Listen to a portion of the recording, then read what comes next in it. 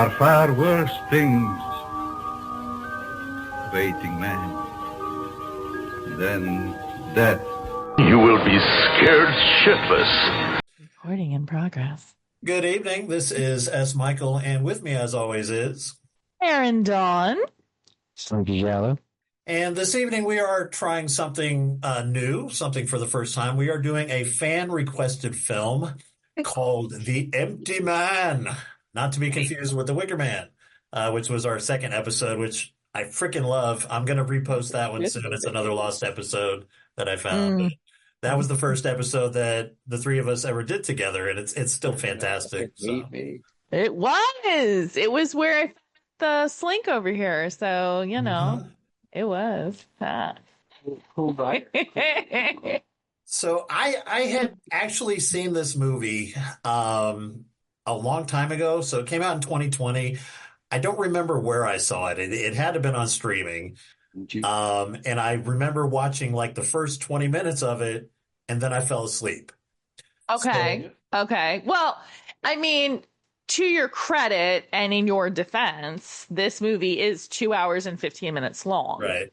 And watching it again, I had to try 4 different times to get through the entire film.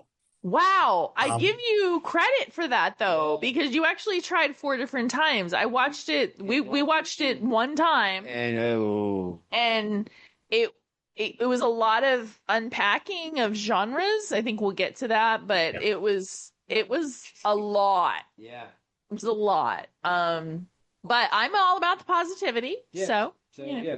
Yeah, and I mean, okay, so the way I felt watching this movie, really for the first time all the way through, is the same way that I felt. I don't know if you've ever heard of the animated movie called The Thief and the Cobbler, but it's like an urban legend almost. So it was created by the guy who did Who Framed Roger Rabbit.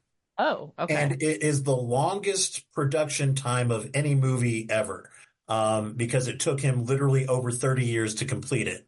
Oh, my God. And what ended up happening was Miramax bought out the final product because it was such a mess, and they cut everything out of it and released it, put a Disney soundtrack over top of it, hired Matthew Broderick to do a voice.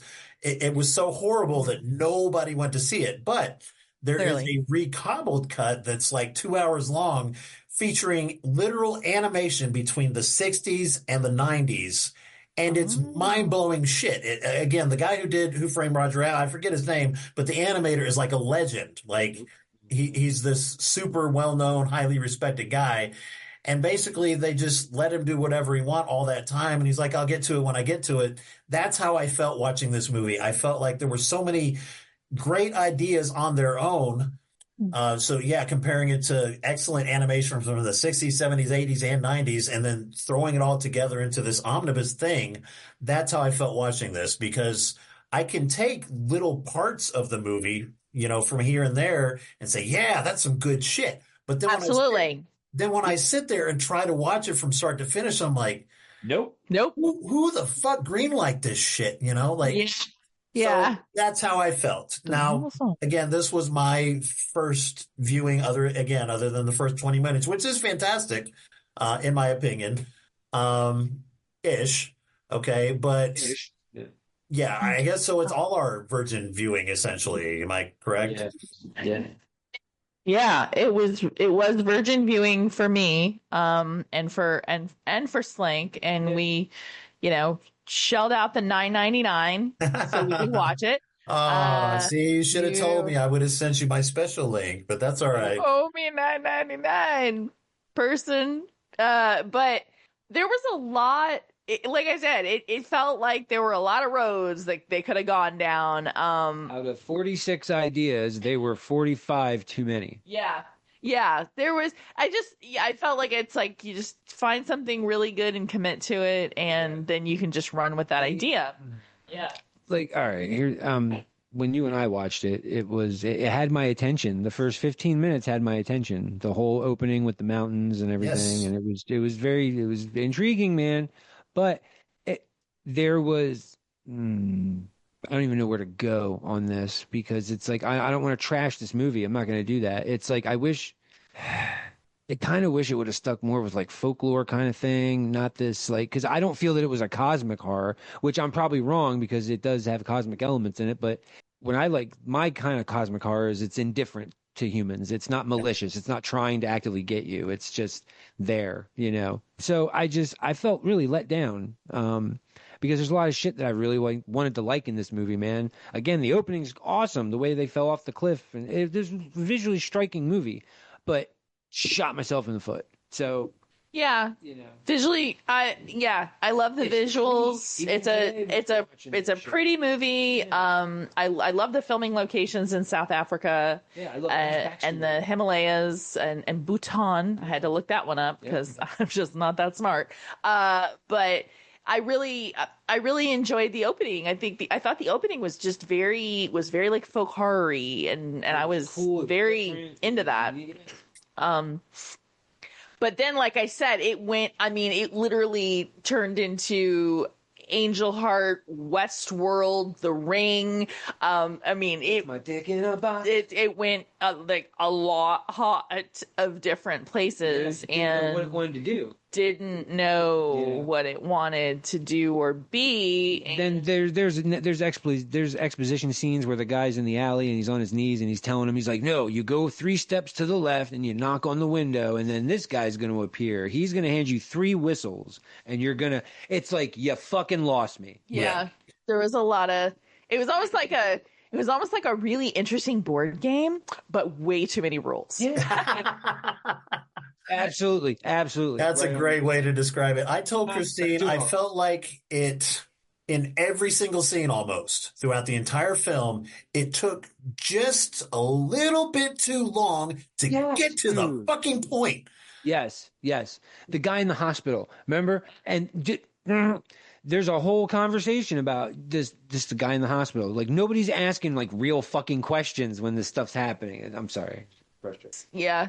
So let's do this. Like, I mean, we know the plot, obviously. We know the story. So let's do our typical scene by scene. And I do want to thank Gizmocky for recommending this film. Even films that I don't like, I can almost always find things in them if they're recommended right.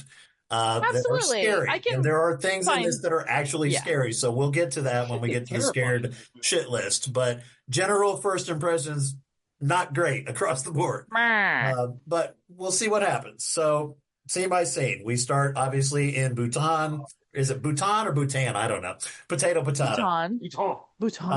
The expedition. It's 1995 in the Ura Valley, and I don't know any of these actors. I didn't recognize any of them. There was one actor who I thought was Aaron Paul, and I looked it up, and his actual name is Aaron Poole, but he's playing a character named Paul. So I was like, I could have sworn that was Aaron Paul, but there were. It's funny that you mentioned that because there were so many actors in this movie that me and Slink could have sworn we had seen before, and then when we looked up their, acting resume, it was like I've never none of this. Yeah, one of the teenage girls on the bridge. I thought, oh, that's the bad girl from Yellow Jackets, and I looked at it. Nope.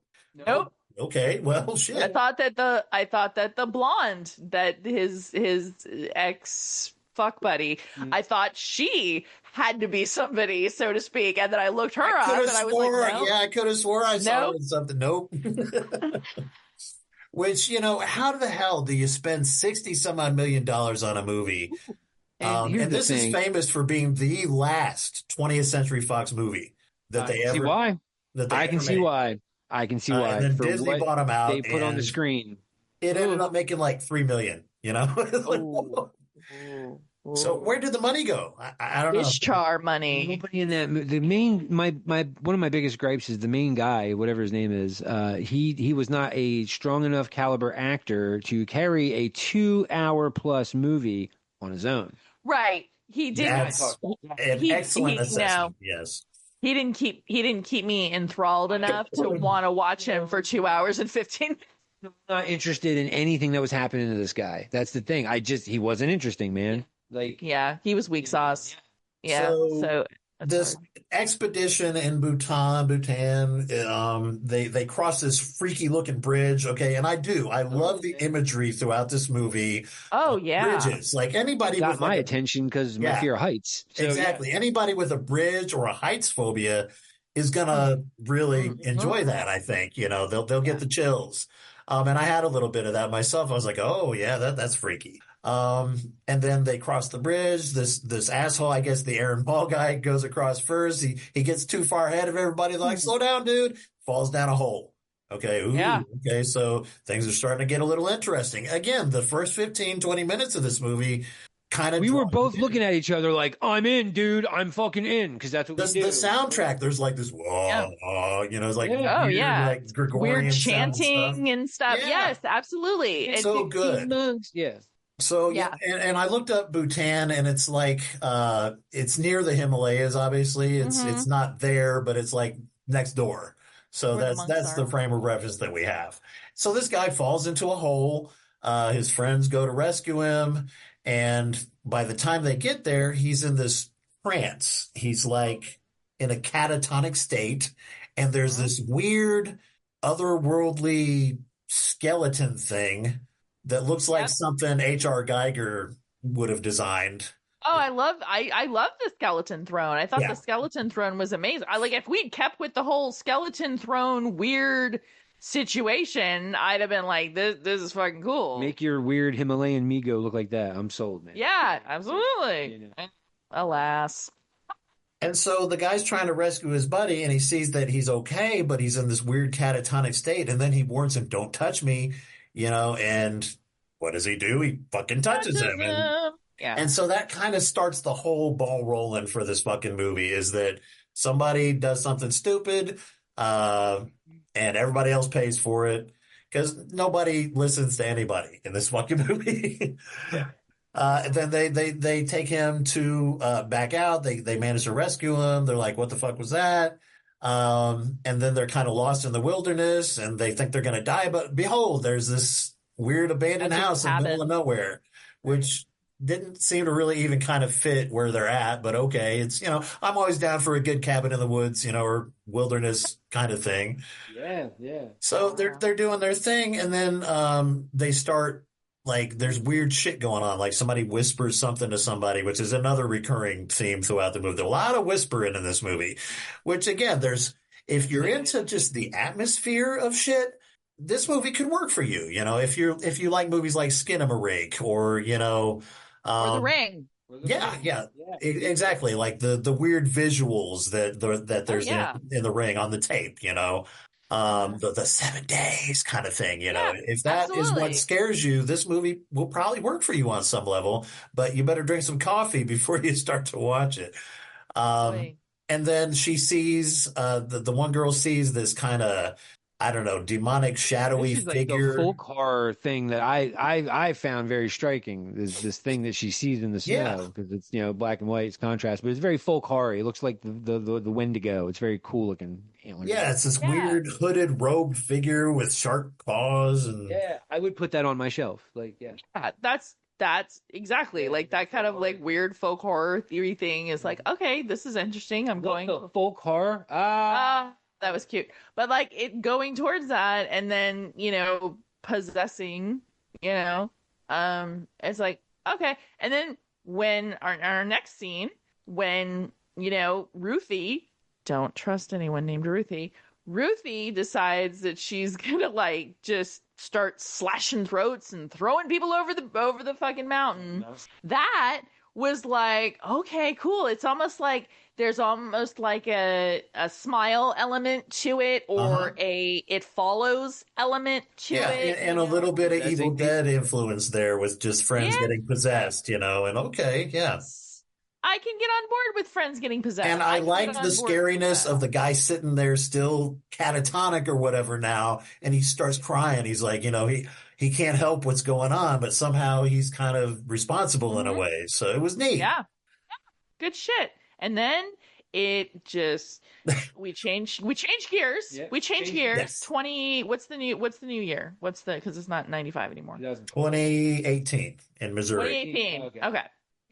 And we meet our fearless hero. Yeah, James Lasombra, played by James Badge Dale, who was also in World War Z and some movie called Spectral. Again, I had never noticed this guy before. Yeah. Haven't seen him I in saw World anything War Z in the since. theater. Yeah. I didn't notice that guy. Yeah, I don't know who he was in that, but And can you believe that there is a theme of grief? yeah, I mean, Yeah. I get, so I can understand if if they were leaning towards grief and or self-harm of some kind, whether you are mentally self-harming yourself or you are physically self-harming yourself, like the catatonic Aaron Paul doppelganger. There was a scene where they pulled his arms and they looked and he had, he had sort of leftovers of self-harm. So he obviously has some mental issues. And he says to Ruthie, well, how's he been? Right. And she's like, he's been fine, she sort of imply that he suffers from depression or he suffers from some sort of something that makes him self-harm. And so if you're trying to say that the conduit to evil getting into your body is grief, self-harm, mental, mental issues, it's great. Get on fucking board with that. Yeah. But it's not. Yeah, like make the statement clear, like pretty much every other horror movie out there, right? I mean, then that's what I mean. Oh, surprise, there's a grief theme, but the way they present it is like, is there though? Like, But no, And but that's not. That is literally one of the, as Slink so eloquently put it, 46 roads that we could have gone down. That is one of them. That is the don't look now route, right? Take all of them, right? But no, it didn't know what the just would be. Tiptoes. And it took. Sims is right. It took like obscenely long to explain simple things. Yeah. And then when they were explained, there was kind of no big reveal. Like when we find out that she's the mom, and it's like, yeah. Yeah, and the stuff that I read up on this, and there's so many people out there, it makes me feel a little bit like when people quote Nietzsche. It's like they're telling me how great this freaking movie is and why. Okay. Yeah, and one of the things about the grief subplot was it's a deliberate misdirection. And I'm like, how many deliberate misdirections do you need in one movie, in one 2-hour freaking movie? It's a scary fucking movie. Like, oh yeah, I don't need to dick ride for confusion. Yeah. So. And it's taking itself way too fucking serious. Mm-hmm. Okay. So Nora asked James for help, right? Nora's the neighbor. Yeah. Okay. James is the main character, the detective guy. And she wants him to help her find her missing daughter, Amanda. Again, I've looked up what else these people have been in, not recognizing any of these movies, but they're all involved in various genre-related projects. Her and her horrible Dorothy Hamill haircut. Yeah. That's a very old reference, but yes, poor Amanda and her Dorothy Hamill haircut. My God. And so James opens the bathroom door and we get our first Candyman ripoff. Or the ring. Or the ring, yeah. The tropes. We get the empty man made me do it. Urban legend, yeah. early aughts kind of, situation. Crossroads, you're going to go all 4 ways. Yeah, so many ways. But it's the empty man has somehow found his way to Missouri from Bhutan. Okay. Yeah. I'm still trying to be on board with this as best as I can at this point in the film. That's what I said. The cops come, there's clues, they find the Pontifex book and then the weird piece of paper, on the back of it, there's this culty sounding word. What is it? A tulpa, So yeah, they're trying to build intrigue, but they're already starting to lose me because then we transition to the friends. Okay. And that's when it becomes a full on, it follows the ring.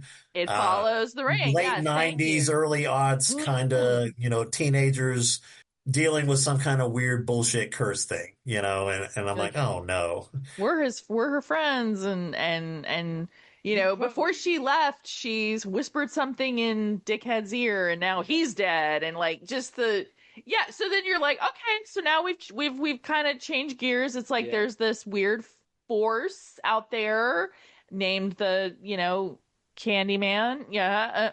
And he's influencing people to influence people to influence people. Totally like get it. Samara in the Ring, yeah. So there you go. You see, yeah, no. And then our weird ex-cop hero decides that he's gonna, sift through the microfiche and try to figure out, what is happening. So we get this, very similar to The Ring and Naomi Watts montage of him doing research, and that still really amounts to nothing. Anti-climax, because none of us care. That was the thing. It was like we were just, you and I you would hear each of us groan every like 20 minutes during this movie. Yeah, because I mean, at least to draw like a parallel with like Wicker Man, for instance, because we brought that up. But like, at least you kind of give a shit that Rowan is missing. You're kind of like, oh my God, like this little girl and she's missing and this whole thing, right? So it kind of garners some sympathy. Granted, I don't have teenagers. Maybe I would be sad if my teenager went missing. I get that, but there's nothing to endear us to those teenage characters at all. They're not witty. They're not interesting. They are staring at their phones most of the time. Like when they do finally hang themselves under the bridge, you're not like, oh man.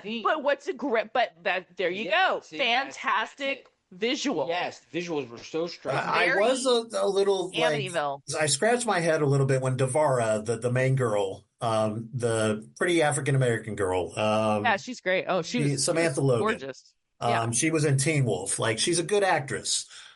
She sees like the empty man like hanging out over her friends, and then you see her friends like sitting in a row. It's weird. So good visuals. Yeah, but there's some scary visual. Absolutely. There's some very scary visuals to it, but like, and then her scene where she, because this is all happening to their friends. Their friends are kind of getting picked off one by one. She, is forced to stab herself with a pair of scissors in a spa, by the way. And then it turns into like, that scene reminds me so much of early aughts horror.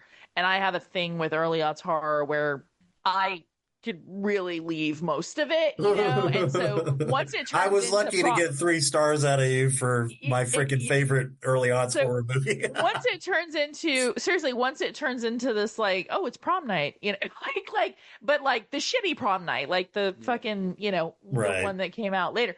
That was when I was like, oh shit, okay, we're going here, right? And then now we're in cult land. Now we're in Scientology. Now we're in Scientology. He goes to finally find out what's the Pontifex, right?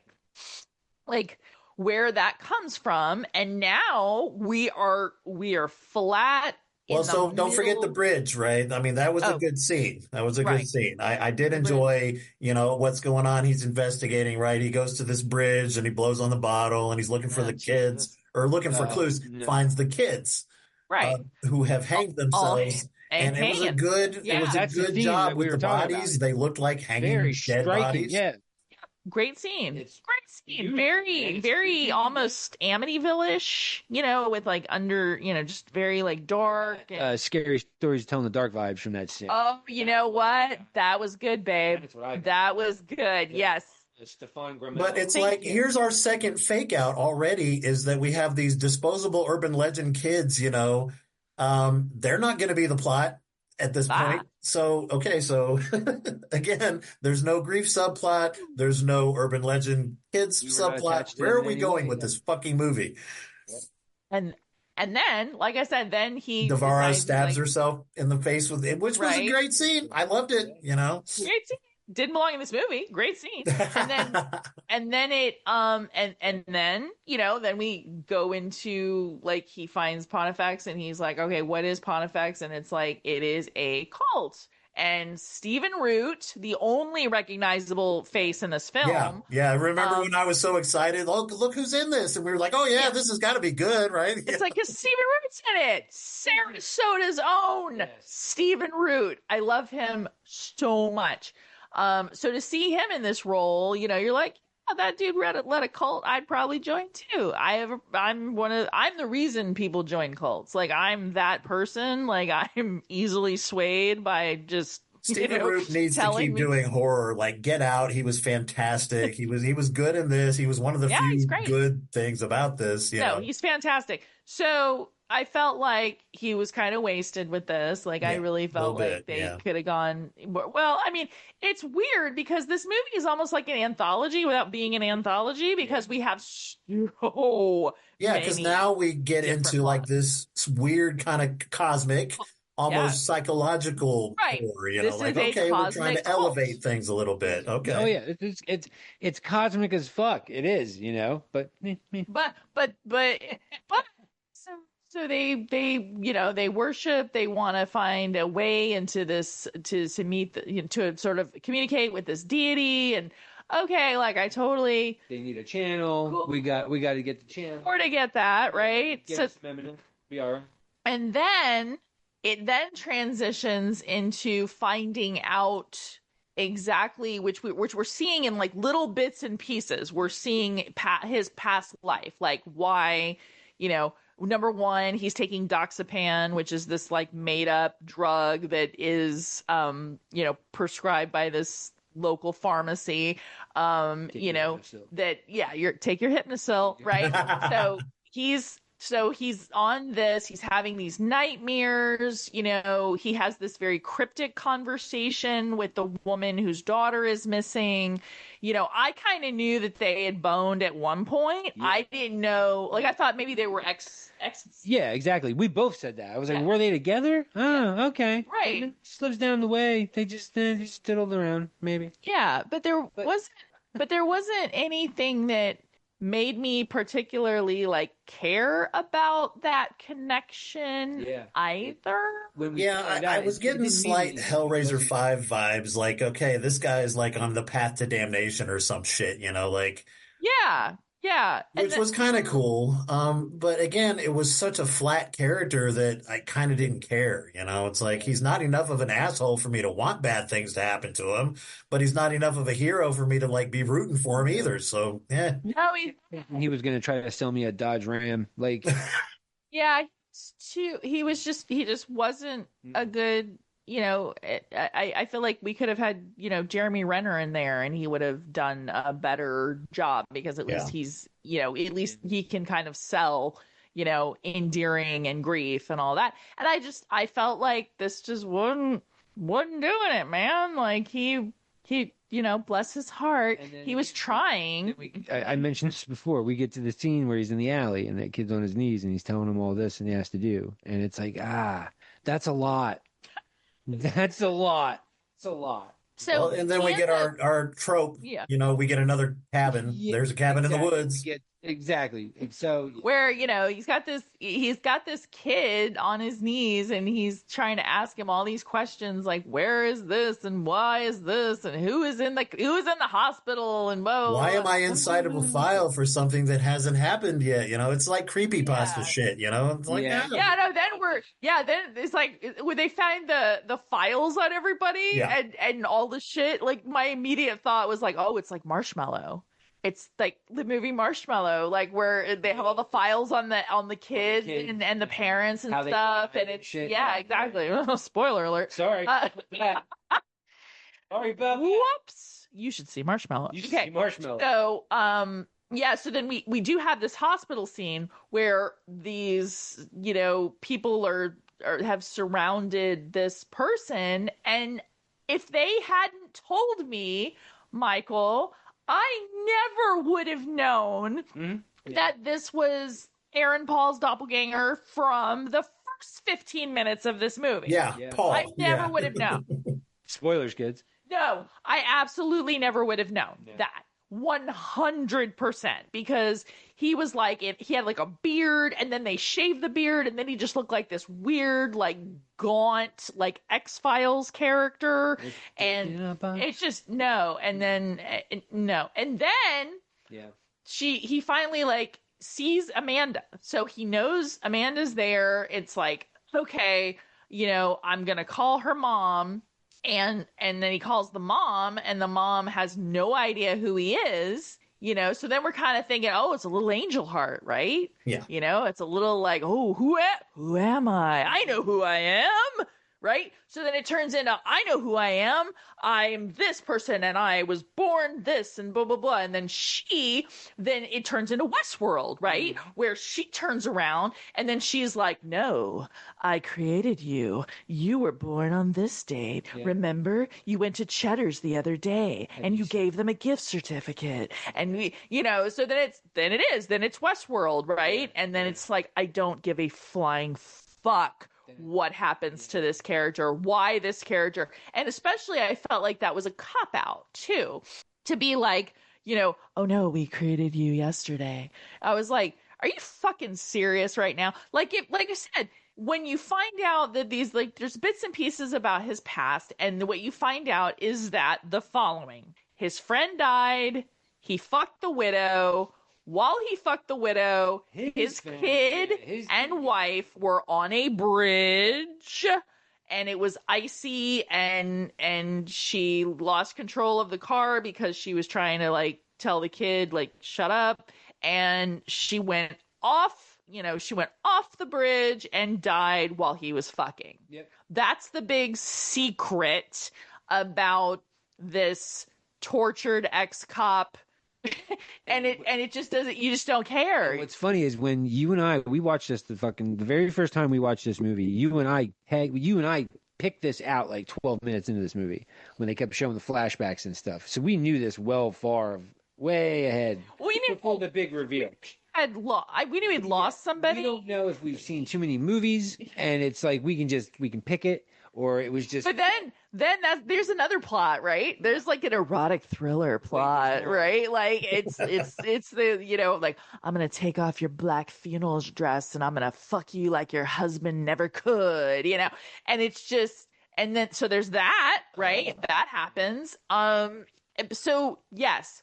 If this movie was about a man who, or a person who, in order to get to this evil force, you have to, you have to have grief, or you have to have something horrible happen to you or whatever, then, mad kudos, right? But like, bro, we could have done that shit in 85 minutes. It's like 40 minutes too long. That movie was way too long. Yeah. So, yeah. No. But like I said, visually stunning, scary, moments of sheer weirdness and like, again, the first 12 minutes of the movie had me, man. It really did. The opening had me. It was good. Yeah, there are so many commentaries on the first 12 to 20 minutes of the film online that it's like, I had to check it out. You know what I mean? And I remember, I watched this before, and I did. I fell asleep and I forgot about the rest, and I never followed up.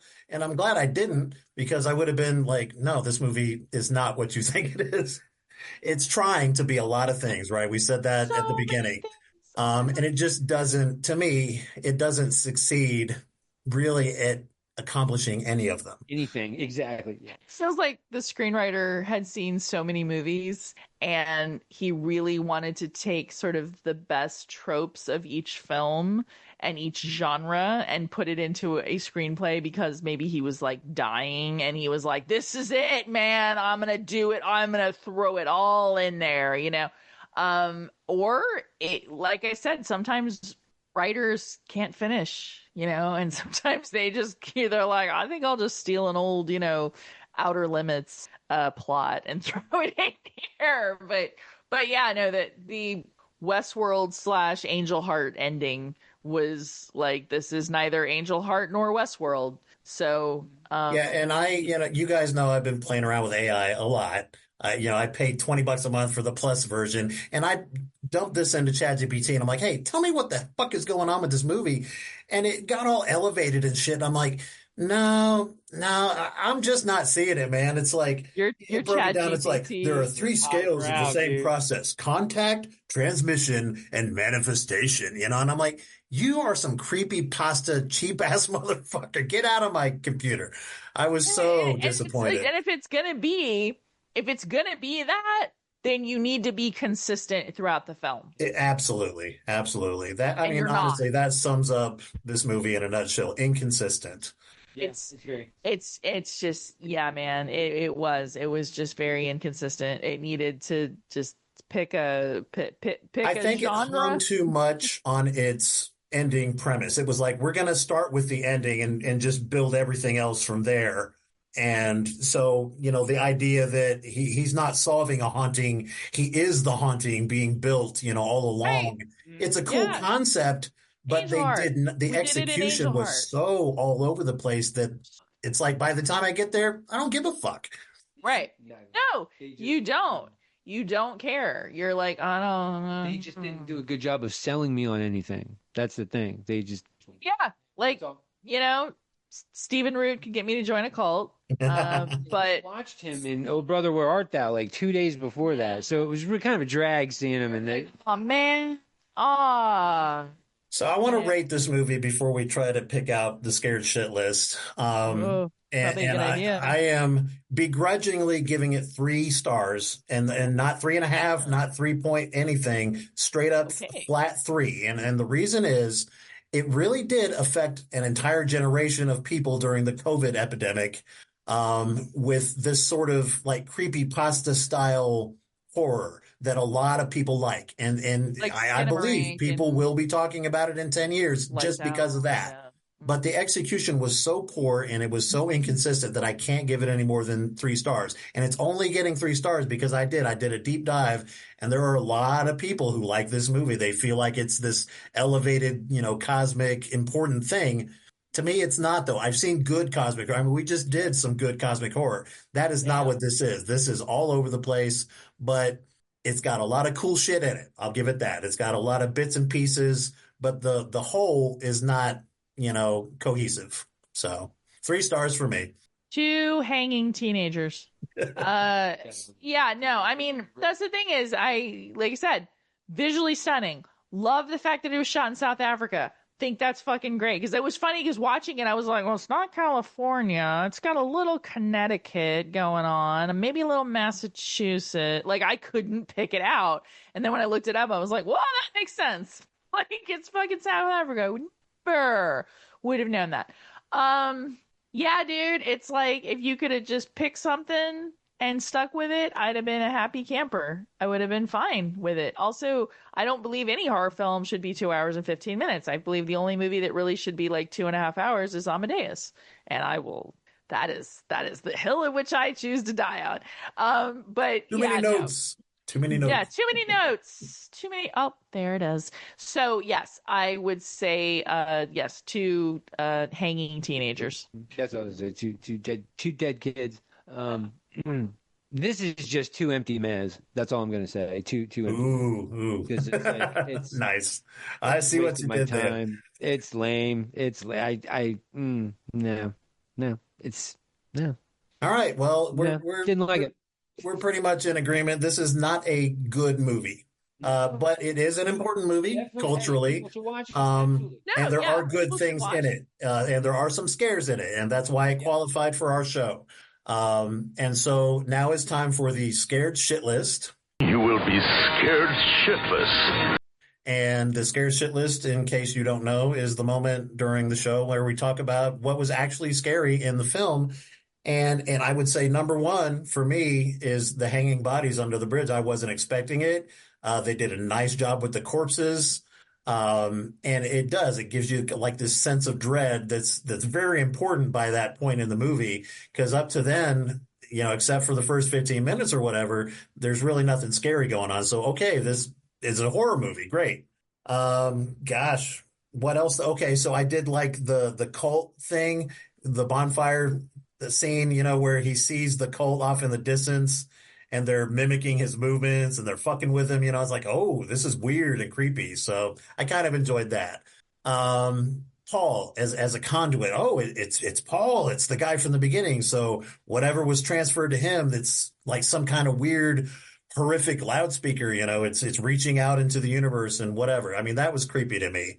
But I'm really stretching here, So that's all I got. Yeah, so I would probably say the scene that really got me, I think, was when was by the bonfire when he looked up and like the cult just started charging him like they were like a group of buffalo or something. Like that was and that they were running, across the bridge, right? Like there was just this that feeling of like, oh my God, like there's way more of them than there are of me. I really liked that.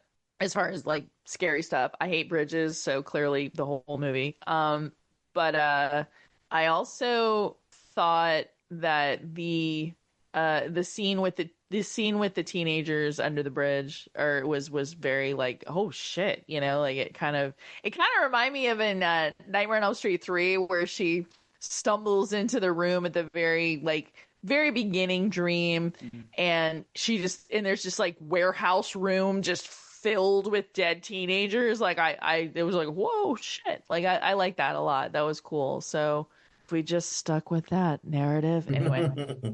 The opening where the guy falls through the crevasse and they can't find him and stuff. That's scary, man. To go caves terrify me. But the whole opening, the idea of going there, that happening to your friend, you get stuck in a cabin. The opening of that movie is very scary. It's really well done. The whole full car thing charging the cabin. That's really scary shit, man. That's what held me because we were like, whoa, whoa, whoa. So yeah, you want to watch? It's the very awesome, striking. Yeah. The complete opening of that movie. Absolutely. That's to me. And cults are terrifying. Cults are always. And I will give them this when it comes to the cult thing. I would have loved the bleak ending. Okay, I mean the thing has won, right? They're bowing. It's creepy, but it didn't feel earned to me. It's like, okay, yeah, this is your awesome, scary, the bad guys won ending, which I want from a horror movie. Most of the movies we do, there's a downbeat ending, right? Or a lot of them anyway. But I felt like what it took to get there, again, by the time I fucking got there, I just was like, meh, okay, Let the cult have it. Right. Yeah. Okay, so again, thank you, Gizmaki, for recommending this film. I agree with you. The first 15, 20 minutes are excellent. And there are some good horror themes peppered throughout, but just not a good cohesive movie that I would really honestly recommend to anybody that's not into like that late 2000s, so 2020s kind of creepypasta horror that's all over YouTube. So if you're into that, yeah, check it out. It might be worth your time. What are we going to do next, guys, and when are we going to do it? Well, whose turn is it? That's a good question because this was a listener. This was a fan pick. Yeah. So who had the movie before? Well, and I had you guys doing Stephen King for a little while. Have the movie already picked out in case I think the last thing that Slink picked was what was it? Blood and Black Lace. That was the last pure Slinky show. I don't know. Okay, so we did Color Out of Space too. I can't remember if we did that first or second. And Sims picked that. So I think it's you, Erin Dawn. Okay. I know exactly which movie I want to do. Yeah. Angel Heart. Get out of here. Yes. So I'm ashamed to admit I have never watched it from start to finish. Oh. But I am fully aware of I think what it's all about. It's fucking 1987. I think Rourke's career. Most people have looked it up and know the ending or whatever. But I there are no words for how much I absolutely adore this movie, and there are no words for how gutted I was upon watching this for the first time in my 20s, and how scary and how uncomfortable and all of it. I think it's Mickey Rourke's best acting. Period. I think Slink would probably not agree with me because he really likes Sin City. Do you think that's? No, I just don't think Mickey Rourke's a good actor. Like he's good in Sin City, but whatever. I like The Wrestler, but not because of him. But I mean, even if you removed Mickey Rourke, good Lord, if you remove Mickey Rourke from Angel Heart is still an absolutely phenomenal start to finish script. Yeah, from what I remember of it, De Niro has a lot of fun. You know, it Oh, he's reminds so me a little good. bit of Pacino in Devil's Yeah. Advocate. You know, it's He's like, my oh, favorite. He is. he's doing his No, thing. You know. No, De Niro's my favorite devil. 100%. Spoilers, kids. Sorry. All right, so Slinky, what if we had landed on you? What if it had actually been your turn? Are you We are prepared? still here. That movie, We Are Still Here.